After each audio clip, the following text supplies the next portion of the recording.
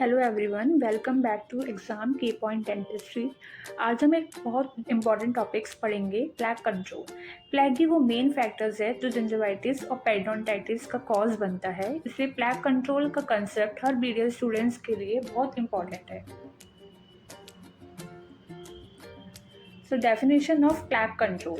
According to the Kerenza, plaque control is a regular removal of microbial plaque and the prevention of its accumulation on the teeth and adjacent gingival surface. Simple words में plaque control का मतलब है plaque को remove करना या उसका formation को prevent करना ताकि gum disease ना हो. Types of plaque control. So there are the two types of plaque control, mechanical method and chemical method. Mechanical method include toothbrush,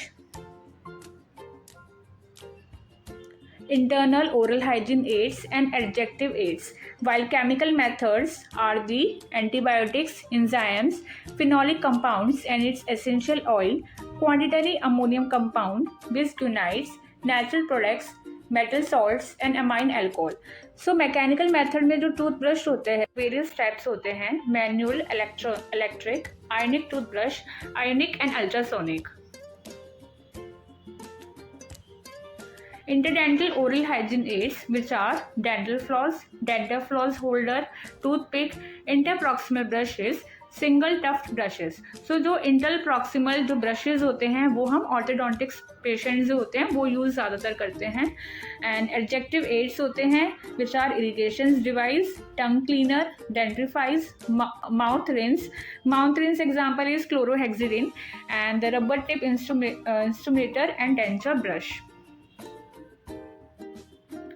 so toothbrush, so manual toothbrush में जो ideal requirement होती है which are it should conform to individual patient requirement in size, shape and texture. It should be easy and effectively manipulated.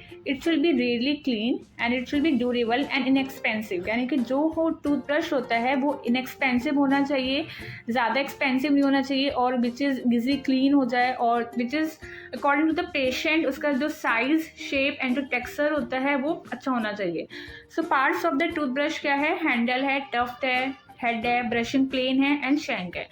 So ADA specification of a toothbrush, ठीक है, तो ये important होता है, वाइवा क्वेश्चन में पूछा जाता है.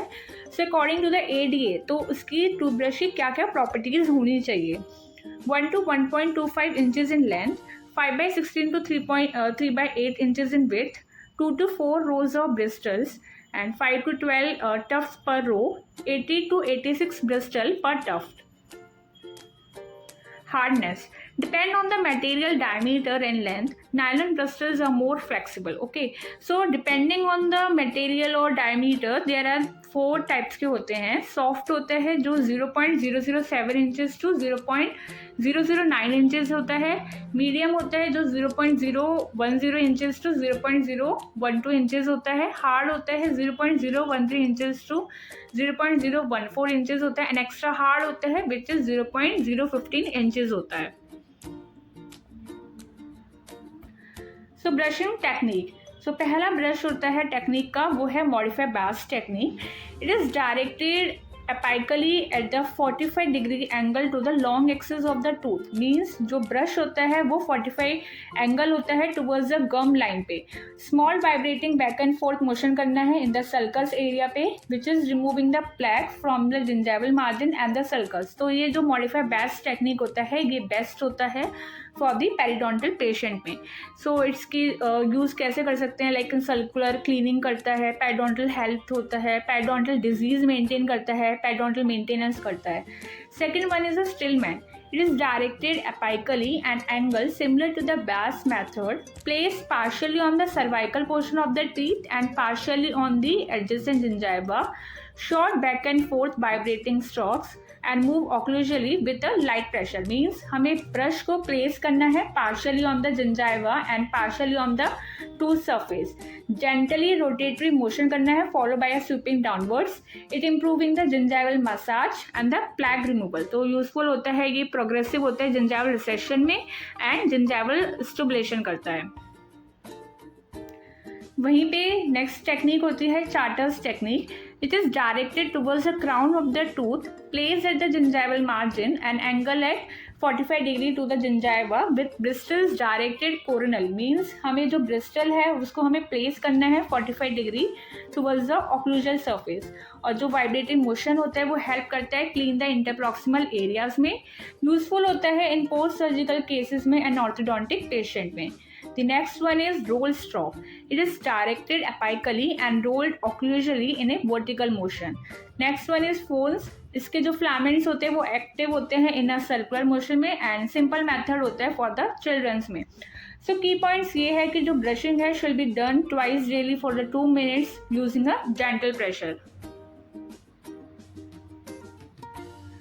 पावर टूथब्रश, इस पावर जो टूथब्रश होता है वो हम मोस्टली यूज़ करते हैं in individuals which is having lacking fine motor skills, small childrens और हैंडीकैप और hospitalize patient with an orthodontic appliance, हम ज़्यादातर इसमें यूज़ करते हैं। So various type of motions होते हैं जो हम पावर टूथब्रश यूज़ करते हैं, reciprocal, back and forth, circular and elliptical और कॉम्बिनेशन। डेंट्रीफाइड्स, तो ये एक type of chemical plaque control होता है। डेंट्रीफाइड्स मतलब toothpaste. Dentifrices means substance like toothpaste और tooth powder use with toothbrush for cleaning the teeth. They are use in the form of powder, paste and gels. So there are compositions होते हैं जो dentifrices में हुए हैं।